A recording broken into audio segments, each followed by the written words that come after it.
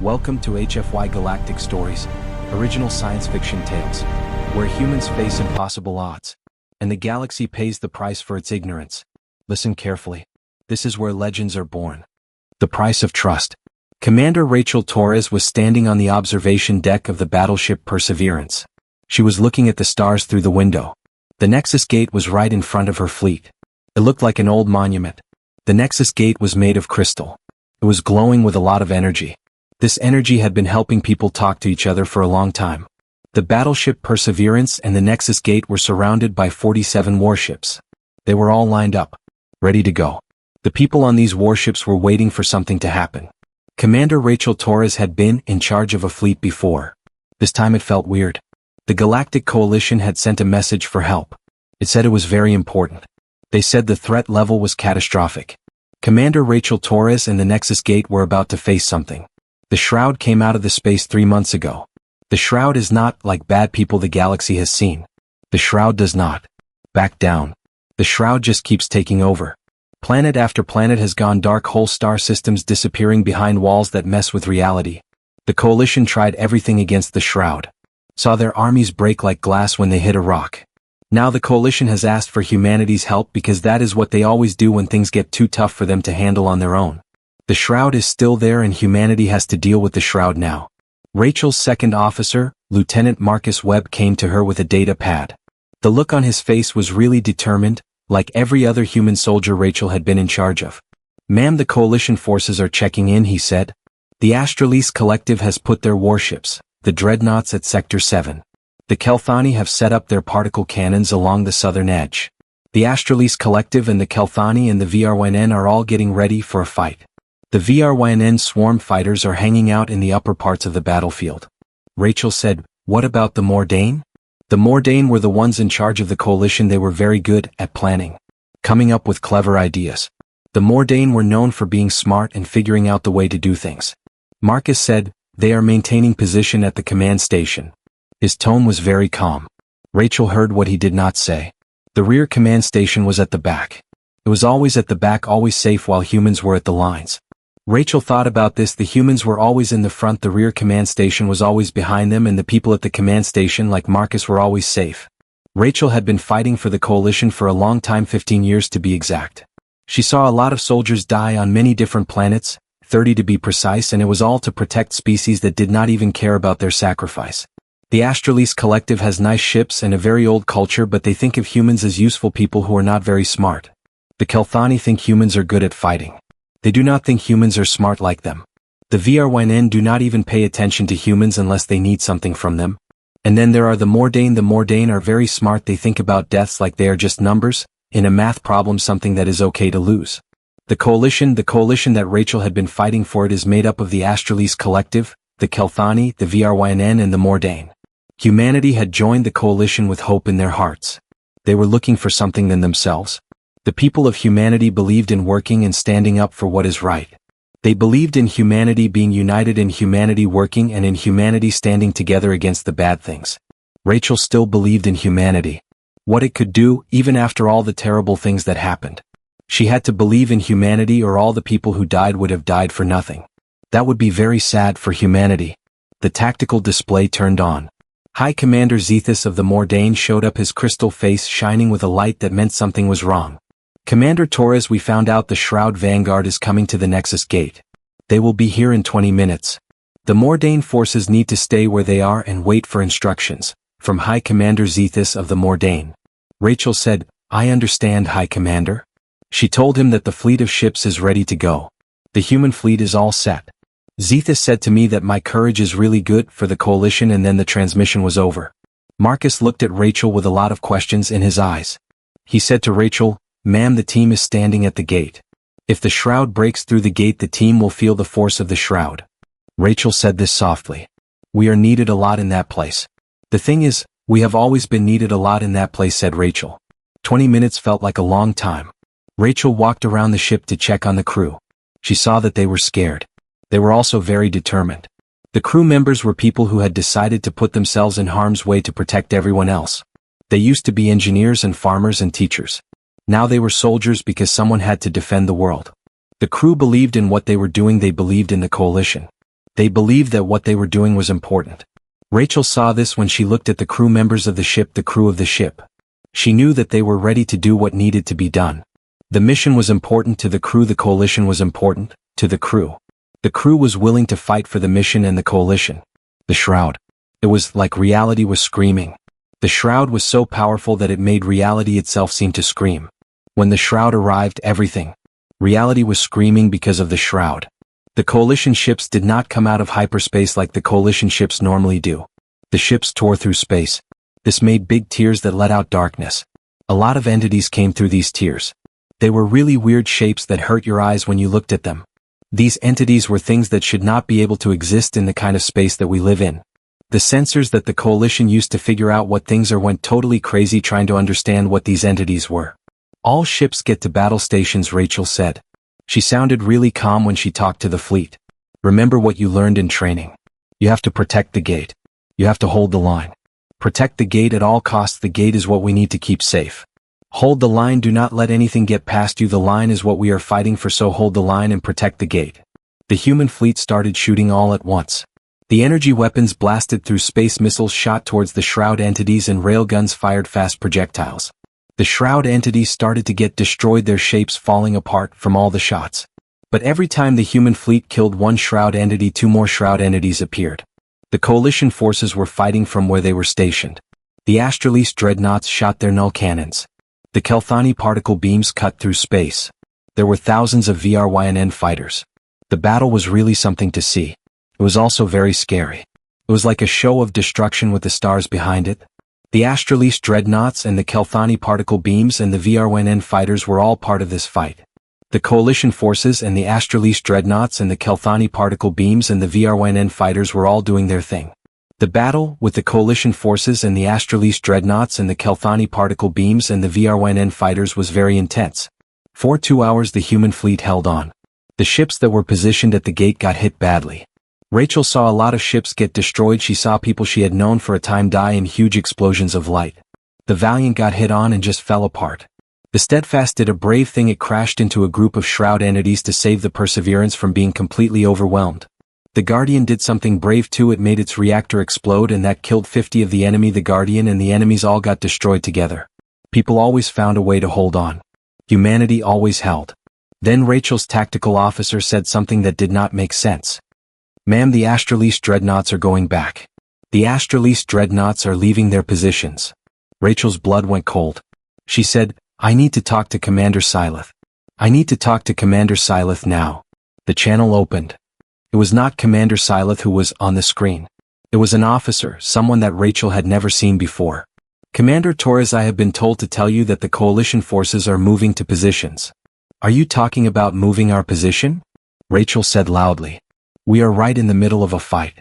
If the military team repositions now, the defensive line of the team will fall apart. The military team will be in trouble if the defensive line of the military team collapses. The person in charge said that they need to save things for defensive plans. He sounded really robotic, like he was just repeating what someone told him to say. The officer said that the human army should stay where they are, at the Nexus Gate, and keep fighting the enemy. The human forces have to keep doing what they are doing. Reality hit Rachel hard.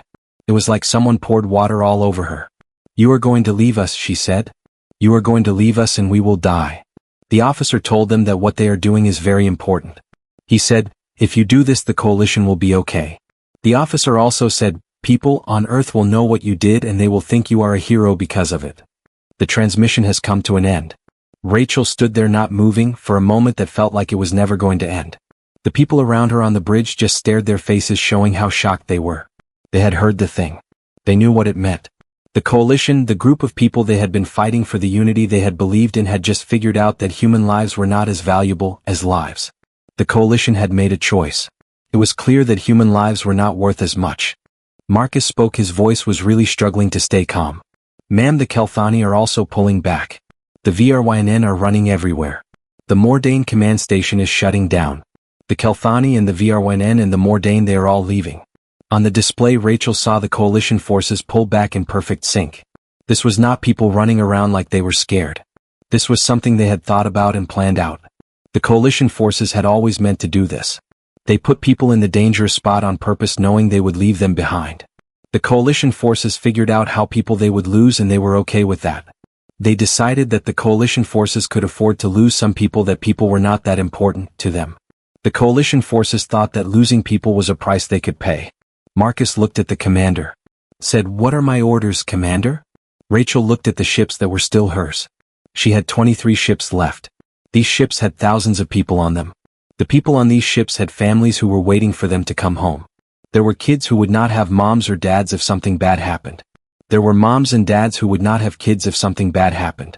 The galaxy just did not care about the people on Rachel's ships. The galaxy thought the people on her ships were not important. The people on Rachel's ships were worth less to the galaxy. She has the option to order her people to fall. This way she can save the ships that are still okay. The coalition always said that people will give up when things get really tough, and now she is thinking that maybe she should do the same and run away. She could just run, because that is what the coalition taught her, that everyone runs when the cost is too much to handle, and now the cost is very high for her fleet. The thing about her was that she was a person. People do not run from things, they face them. They walk away, but they do not run. All ships, Rachel. Her voice went out to every single human ship. You all know what just happened. You know that no one is coming to help us. You know what that means for the humans on these ships. It is a bad situation. She stopped talking for a moment so that the humans on the ships could think about this. I do not want to tell any of you to die for humans who are not even going to try to save us. If any human ship wants to leave, that is okay with me. No human will say anything about your decision to leave. The human ships can make their choice. The channel was really quiet. Rachel looked at her display and saw her fleet just sitting there. Every single ship was holding its position. None of the ships were moving. All. Rachel watched her fleet. Waited to see what would happen next with her fleet. Well, she said, and even with all that was going on, she felt proud. All ships need to move now. If they want the humans to protect them, then we will show them what humans are made of. We will show them what they are giving up when they use the humans as protection. All ships advance. Let us show them what the humans can really do. Let us show them what they are throwing away when they use us like this. The human fleet moved forward into the shroud. The human fleet was going to see what was on the side of the shroud. The human fleet was really moving now deeper into the shroud. What happened next is what people call the longest stand. The longest stand was a deal. It lasted for 6 hours. 23 human ships were fighting against an enemy that should have beaten them fast. The human ships did not give up. They fought hard because they had to. They were very brave because they felt betrayed. They were also very angry because they thought it was not fair. When their guns got too hot, the human ships crashed into the enemy ships. When their shields did not work, they used their ships to block the enemy. When the engines of the ships were about to explode, they pointed their ships at the biggest groups of enemy ships and crashed into them. This was the ship's last chance to fight back during the longest stand. The Shroud thought they would have a time. They thought the defensive line would be weak and they could just walk through to the core worlds. What they found was the exact opposite. The Shroud found something that just would not give up. The Shroud found something that would not stop fighting, would not back down, and would not admit defeat. The Shroud was up against the core worlds that would not stop, would not yield, and would not accept defeat. The battle was finally over. There were 7 ships left. The Perseverance was one of the ships that made it through. The Perseverance was badly damaged. Its hull was all scarred. Its systems were not working very well, but the Perseverance was still in one piece. The Nexus Gate was safe and sound. The Shroud could not get to the Nexus Gate. The Shroud had been trying to move, but they were stopped. The Coalition worlds were okay, they were safe now because the Shroud advance had been stopped. Rachel sat in her command chair. Looked at the mess that was left of the fleet. The fleet that had been hers. 16 ships were gone. That meant 5,000 people were dead. 5,000 families did not have their loved ones anymore. The Coalition did this to the fleet. They did this to Rachel's fleet. The Coalition thought the people on the fleet were not important. The people on the fleet were just thrown away. Rachel's fleet and the people on it were just thrown away like they meant nothing. The fleet was. So were the people on it. The people who were on the fleet will never get to have a future. The Coalition took that away from them. They took that away from the people on Rachel's fleet. Set a course for space, she said in a quiet voice. This means all the ships that are still with us. We are going home to human space. Ma'am, Marcus said slowly, our orders were to hold the gate until we got instructions from the people in charge of the gate. Marcus was talking about the gate and the orders they had about the gate. Our orders came from people who left us to die, Rachel said, cutting in. Her voice was not angry, it was just really tired. We held the gate, we stopped the Shroud, we saved their worlds. And now the Shroud and those worlds are not our problem, we are going home, to our world. The human fleet was badly damaged as it moved away from the Nexus Gate. Rachel made a recording. She did not talk to the Coalition in this message. She talked to Earth. Rachel told Earth everything that happened. She talked about the people who betrayed them. She talked about the people who left them behind. She talked about the sacrifice that was planned. Rachel told them about the human fleet ships that were destroyed. She told them about the crews of the fleet who fought bravely. She told them about the victory of the fleet that cost a lot. She told them one last thing. Humanity had been loyal to the galaxy for 300 years. People had gotten hurt for other civilizations that did not really care about them. They thought everyone was working together. Really, they were just being used. That is now. Humanity had given the galaxy 300 years of loyalty. It was time for a change. The people had died for the galaxy, and it was time for the galaxy to treat them with respect. Humanity was tired of being treated like they did not matter. The galaxy had used them for 300 years. Now it was time for humanity to stand up for themselves. The galaxy has decided what it wants. Now it is time for humanity to decide what humanity wants. Humanity will make its choice, and this choice will be for humanity. The stars were cold and quiet as the survivors went home. They had a lot of knowledge with them that would change the humanity forever. The humanity had been through a lot. Behind them, the people of the Coalition worlds were happy because they were saved. They did not know how close the humanity had come to being destroyed completely. They did not know what the humanity had to pay for their survival. The humanity had paid a price. People will find out what happens when they betray the ones who protected them. The whole galaxy will soon learn what it means to cross those who stood up for them. The galaxy will learn that it is not an idea to betray those who had been their shield. The aftermath was only beginning. The galaxy's reckoning. 6 months had gone by since the Nexus Gate happened, and the galaxy was figuring out what it means to be really quiet. Commander Rachel Torres was standing in front of the human assembly in Geneva. You could see the signs of war on her uniform no matter how much it was cleaned.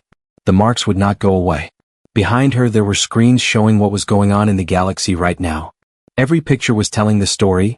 Things were falling apart, people were confused, and civilizations that forgot how to take care of themselves were slowly dying. The Nexus Gate was still on everyone's mind. The galaxy was struggling to come to terms with the silence that followed. Chancellor Vexen of the Astralese Collective sat in his chamber and watched the news. He felt fear, which not something his people feel very often. The Astralese Collective is his home. He loves it. The nice tall buildings on his homeworld still look great against the sky. Chancellor Vexen of the Astralese Collective wonders how much longer they will stay that way. The Shroud did not stop moving after they got to the Nexus Gate. They just stopped for a while and got ready to move again. Now they are moving forward more. The Shroud is taking over world after world, covering them in darkness. The Kelthani fortress systems were able to hold out for 3 weeks. The VRYN hive clusters were taken over by the Shroud in just a few days. Chancellor Vexen of the Astralese Collective is worried about what will happen to the Astralese Collective. The Mordain were really smart when it came to planning and stuff. Even they were moving back to the areas that were really important to the Mordain. Through all of this, human space stayed completely silent. Vexen had tried everything to get a response. He sent people to talk to them. They were stopped at the border by machines that would not let them pass. He said sorry times, but it was like talking to a wall. Nobody answered him. Vexen offered them land, technology, and a say in how things were run. The humans just did not care. They did not say anything mean or make any demands. They just stopped talking to the Coalition like they did not think it existed anymore. Every message Vexen sent was met with silence. The humans were not being mean, they were just ignoring the Coalition. This is a big deal, High Tactician Morven of the Mordain said at the emergency meeting with all the Coalition members. The crystal that made up his body was flashing with patterns. We know a lot about how human people think and feel. Human people are very loyal to their kind, and they want to keep them safe. So when someone needs help, even if that someone did something to them, human people should still want to help. But now human people are not saying anything, and that does not make sense to us. It goes against everything we thought we knew about human people and how they behave. Vexen said this softly. Maybe we never really got what they were about. The room where the council met was really quiet. There was a round table and people from 40 different worlds were sitting around it. You could see that they were all very sad and worried. The Astralese people had skin that was usually shiny and silver. Now it looked dull because they were so stressed out. The Kelthani were usually very proud of being warriors, but they had lost so many battles that they did not seem proud anymore. The VRYN were usually all connected and worked together. Now they were all split up because they had lost a lot of their important connection points. Even the Mordain, who were always so sure about what they were doing because they were so good at math, seemed confused. You could see it in the way their special patterns were not working right. The Astralese were sitting there looking very upset. The Kelthani were trying to stay strong. The Vryn were struggling to work. The Mordain were trying to figure out what to do. "We have to make them pay attention," General Croth of the Kelthani said in a tone. General Croth of the Kelthani had scars on his hands and they were closed into fists on the table. "We need to send our warships to their border. We need to tell them they have to do what they promised in the treaty. General Croth of the Kelthani wants them to remember the mutual defense pacts they agreed to. The mutual defense pacts are important," to General Croth of the Kelthani. Vexen asked what warships they were talking about. Were they talking about the ones they lost at the Nexus Gate? The ones that the Shroud destroyed in the few months? Or the ones they pulled back to save and in doing so they left humans to die instead of the warships? Vexen wanted to know which warships they were referring to. The warships that the Shroud had destroyed were still on his mind. Croth's face got really dark. He did not say a word. "The humans do not have anything we really need," High Tactician Morven said. "They are not in charge of any paths that we use to trade with other people. The technology they have is okay. It is not better than what we have. Here is the thing. Without the humans we are not able to defend ourselves as well as we used to. In fact, our ability to defend has gone down by 73%. High Tactician Morven cannot understand why this is happening with the humans. The humans are the key to this problem. High Tactician Morven does not know what to do about the humans." Vexen said, "You just thought about the technology they have. You did not think about how strong their wills. 3 more worlds were lost that week. The Coalition military was really strong before. Now it is very weak against the Shroud. They are not fighting back like they used to. The Shroud is moving forward. The Coalition military is falling apart. The Coalition military needs the humans to fight on the lines. Without the humans the Coalition military cannot defend themselves. When the Shroud attacks the Coalition military runs away. They do not want to fight. The humans were the ones who were willing to fight and die. Without the humans the Coalition military is not willing to do that. They just want to retreat and save themselves. The Coalition military is not strong like it used to be. The Shroud is. The Coalition military is losing. The humans were the ones who made the Coalition military strong. Without the humans the Coalition military is nothing. The Shroud is taking over. The Coalition military cannot stop them. The Coalition military is not fighting back. They are just giving up. The humans were the ones who were stubborn. Refused to give up. Without the humans the Coalition military is not stubborn anymore. They just want to run and hide. The Shroud is. The Coalition military is losing. The humans were the key to the Coalition military's strength. Without the humans the Coalition military is very weak. The Coalition had made its plans based on the idea that people would always be brave, but they did not understand that people can only be brave for so long. The Coalition thought that bravery would never run out, that it was something they could always count on. Now the thing that held everything together, the bravery of the people, was gone. Because of this the military plans the Coalition had built on that bravery were falling apart. The Coalition's military strategy, which relied on courage, was no longer working because human courage was no longer there to support it. Vexen made his decision in the hours of the night, watching the twin moons of his homeworld rise over the capital city. The twin moons were really beautiful. Vexen would go to Earth. He was not going to Earth as a chancellor who is looking for help. He was not going to Earth as a diplomat who wants to make a deal. Vexen was going to Earth as someone who wants to understand what the people of Earth are like now. He wants to know what humanity has become after all the silence. Vexen wants to know what the people of Earth are doing now. The journey took 2 weeks. Vexen traveled alone in a civilian craft. He had no weapons and there was no one with him. When Vexen reached the border, the automated warning system kicked in right away. It said, "Human space is closed, you need to turn back." The voice on the automated warning system was very plain and it sounded like a machine. It did not sound like it would listen to anything Vexen had to say. "My name is Chancellor Vexen of the Astralese Collective," he said over the communication system. "I am coming by myself. I do not have any weapons. I just want to talk to the leaders of the Astralese Collective to figure out what the Astralese Collective did and how the Astralese Collective can fix things." The silence went on for a long time. Then a human warship showed up next to Vexen's craft. This human warship was completely new to Vexen. Being alone for 3 years had changed technology a lot. The ship's body had shapes that looked like they were moving and changing, which meant humans had made big progress in making new materials. The parts of the ship where the weapons came out were glowing with a kind of energy that Vexen's tools could not understand well. The thing that really caught Vexen's attention was how big the ship was. It was at least twice as big as the human battleships that Vexen had seen at the Nexus Gate. "Go to Earth, Chancellor," a person said at last. "Someone will go with you. Stay on the path that you are supposed to be on. You will be escorted to Earth, Chancellor, and you must not go off in a direction. Earth is where you need to go, Chancellor." The journey through space was really something. It showed a new world that had changed a lot. There were stations floating around every planet that people lived on. These stations were very modern. Worked well. People were also mining asteroids that nobody had even looked at a few years ago. Big factories were building spaceships that Vexen had never even thought of before. Wherever Vexen looked, he saw that humans were growing and coming up with ideas all the time. They were doing things on purpose. It was clear that they were trying to make progress. The human space was full of things and people were working hard to make it even better. The humans did not waste 3 years feeling sad about what happened to them. They used this time to make something for the humans. The humans were working hard to build something for the humans. The Earth was right in front of him, this blue and green planet that had sent its people to fight and die for the coalition. The people with Vexen led him to a station that went around the Earth, where a small ship was waiting to take him down to the ground. Nobody pulled out a gun on him. Nobody said anything mean. The Earth people were very polite to him. It was a cold kind of polite that felt even worse than if they had been angry with him. The human assembly got together in a room that was cut out of the side of a mountain in the Swiss Alps. They took Vexen to a round room where 200 people from all the countries on Earth were sitting. These people were seated in rows that went up high. In the middle of the room was a table where a woman was standing. She had on a uniform with no fancy things on it except for one medal that Vexen knew. The Nexus Gate Citation. The human assembly gives this citation to people who lived through the thing that ever happened to the human assembly.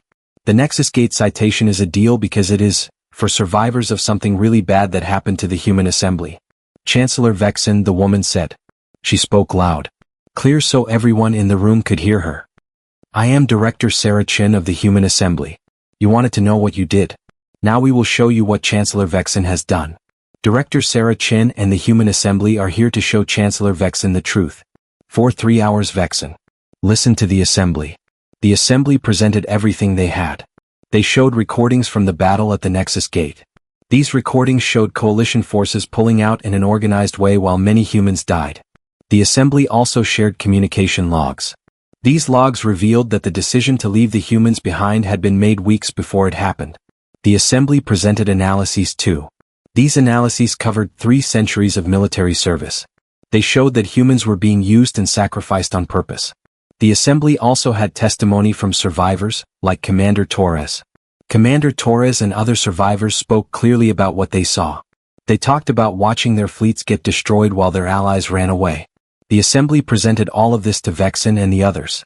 Vexen listened to the assembly for 3 hours. The assembly also showed him something than that. They showed him what humanity was able to build during those 3 years of being quiet. They built projects for farming that would make Earth able to take care of itself within 10 years. They built factories that made ships and weapons that people had designed themselves. People were doing research that was going beyond what the coalition had ever thought was possible. They had programs to teach the generation of people, and they were not teaching them to be soldiers to fight in wars with aliens, but they were teaching them to build a future for humanity. The assembly showed him what humanity had accomplished. It was all about building a better future for humanity. Director Chin said this quietly. "We gave you 300 years. We fought in your wars. We died for your worlds. We thought we were part of something than ourselves." Director Chin stopped talking for a moment. Vexen saw something in Director Chin's eyes. It was not anger. It was something that meant it was over. Director Chin said, "You taught us the truth about this. We were never really working together. We were things you used to get what you wanted. When things like that break, you get rid of them." Vexen said, "We made a mistake. It was a bad mistake. The galaxy is in trouble. The shroud is getting worse and worse. It is moving forward. Nobody can stop it. If we do not do something, a lot of people will die. Billions of people will perish without any help from us. The shroud is a problem and we need to do something about it." Vexen thinks that the mistake we made is very bad. The galaxy needs our help right now. Chin said yes, he thought that they would do it. The people in question will take the actions. Chin believed that the people will. The simple fact that they acknowledged it was really tough for Vexen to hear. Vexen was standing in front of the assembly. He felt the weight of his civilization's mortality bearing down on him. It was like his civilization was not going to be forever, and that was a hard thing for Vexen to accept. The assembly's acknowledgement was more painful for Vexen than if they had said something mean to him. Vexen felt the mortality of his civilization. It was a very heavy feeling. He said to them, "We are begging you, please help us." He was not talking like an important person, he was talking from his heart. He said, "I am begging you not because I am the Chancellor. Because I have seen really bad things happen. I have seen kids die. I have seen whole worlds get destroyed. I know what is going to happen. That is why I am asking you, please help us. We really need your help." Director Chin did not change his face. "At the Nexus Gate, Commander Torres gave your people the chance to help that you are asking from us now. What did you do? You thought that human lives were not as important as the lives of the aliens. You thought that human families were not as important as the families of the aliens. You thought it was okay to sacrifice humans long as it helped the aliens that Director Chin is talking about, the aliens and their interests. We made a mistake," Vexen said quietly. "Yes," Chin said. "You made a choice. Now you have to deal with what happens because of it. We also had to deal with problems because we trusted you. You were not a person to trust. Now we all have to live with the consequences of your choice and the consequences of trusting you. So humanity will just stand by. Watch the galaxy die." Vexen's voice cracked with emotion. "You will really let billions of people perish? That does not seem like the humanity we knew, the humanity that is supposed to care about the galaxy and the people in it. The world of humans that we were familiar with ended at the Nexus Gate," Chin said. "What is left of humanity has figured out that the rest of the galaxy does not think of us as being on the level as them. The galaxy thinks of humans as things that can be used to protect themselves, things that can be thrown away when they are no longer needed. We will not let that happen to us again. Humans will not be used as shields anymore. The humans that are left will not serve the galaxy in that way again." Vexen asked this question. He really wanted to know the answer. What if we could change things around here? What if we could make something? We could make a team where humans are just as important as everyone else. Humans would be members of this team. Your voices would be heard when we make every decision. We would really listen to what the humans have to say. Chin said that they had 300 years to build that thing. They had a lot of time to get it done. They chose to build something else instead of that. Chin was talking about the fact that they had 300 years to build that thing. They did not do it. The assembly session came to an end. Vexen was taken back to his ship, in the chilly manner. When he was getting ready to leave, Commander Torres showed up at the airlock. Commander Torres looked like she had aged a lot, like the weight of those 5,000 deaths was really bearing down on her. The deaths of those 5,000 people were still affecting Commander Torres. She spoke in a voice and said, "Tell them what you saw here." She wanted them to know that humanity has made progress. Humanity has moved forward. We are not mad anymore. Humanity is not looking to get at anyone. Humanity has just decided to take a road. Vexen said that the path we are on will take us to the point where the galaxy will completely disappear. Maybe, Torres said. Maybe this path takes us to a galaxy where they actually care about all the different kinds of beings. They treat everyone with kindness and respect. It does not matter what humanity wants to happen. The decision that will decide what happens was made a time ago at the Nexus Gate. That is when you decided that the lives of people like us do not matter. Torres thinks about the Nexus Gate. How it changed everything. The choice that was made at the Nexus Gate will determine what happens to humanity and the galaxy. Vexen's ship left Earth orbit. Started the long trip back to the Coalition space. Behind Vexen's ship, humanity just kept on building its future. The people of Earth were making progress. Moving forward. Ahead of Vexen's ship, the Coalition was falling apart. Vexen had a message that nobody wanted to hear. The message was that humanity would not save the Coalition. This was not because humanity could not save the Coalition. Because humanity had finally learned something from the Coalition. The Coalition had spent 300 years trying to teach humanity a lesson. Now humanity had learned that lesson. The lesson was that humanity would not save the Coalition. Some species were worth protecting. The rest were not. The Coalition made it very clear that humanity was not worth protecting. Humanity was just not worth it to the Coalition. 2 months after Vexen got back, the Shroud got to the Astralese homeworld. This place was really beautiful with spires that had been standing for a very long time. 10,000 years. All of these spires fell down in just one day. The Kelthani tried to fight at their fortress moon, but they did not stand a chance and were beaten in just a few hours. The VRYNN were over the place on 100 different worlds, and they were not working together like they used to. The Mordane were trying to figure out what to do. They were making plans. Thinking about what might happen, but nothing was working out because they were not taking into account the one thing that always made a difference. The willingness of the Vexen and the other humans to keep fighting even when it seemed like they would lose. The humans were always the variable that made the difference, and without them the Mordane's plans were failing. The coalition sent one message to human space. This message was not asking for help. It was not saying sorry. It was just saying that they finally get it. They said, "We understand now. It is too late. We understand." Human space was never a shield for us. Human space was the base that held us up. Without space, the coalition cannot stand up. The message disappeared into the quiet that had taken away everything else. The quiet was really strong. It took the message away too. The message was gone, and it was like everything, it just was not there anymore. The message was swallowed up by this quiet. That was it. In the years that followed, people would stand at the edge of their worlds, watch as the galaxy fell apart. They would see what happened to civilizations that had been around for a long time. They were reduced to small groups of people who had to run away from their homes. People would see the cost of being betrayed, and it would be very high. Billions of people would die, and hundreds of worlds would be destroyed by darkness. The galaxy would. Humanity would see it happen. The price of betrayal would be paid in full. It would be a terrible thing to see, with billions of lives lost and hundreds of worlds gone. Some people think that humanity should have helped others no matter what. They believe that the right thing to do was to forget about the things that happened and save the people who had hurt them. Humanity learned a tough lesson at the Nexus Gate. The lesson is that it is not good to protect people who do not care about you and think you are not important. Humanity learned that there is no good in being a shield for the Nexus Gate people who see humanity as something they can throw away. The Nexus Gate taught humanity that it is not worth it to help people who do not appreciate the Nexus Gate help. The galaxy made a decision when it left humanity to die. Humanity was on its own. The galaxy would have to deal with what it did. The galaxy would die with the choice it made. Humanity had been loyal to the galaxy for 300 years. The galaxy did not care. It cost humanity 5,000 lives at the Nexus Gate.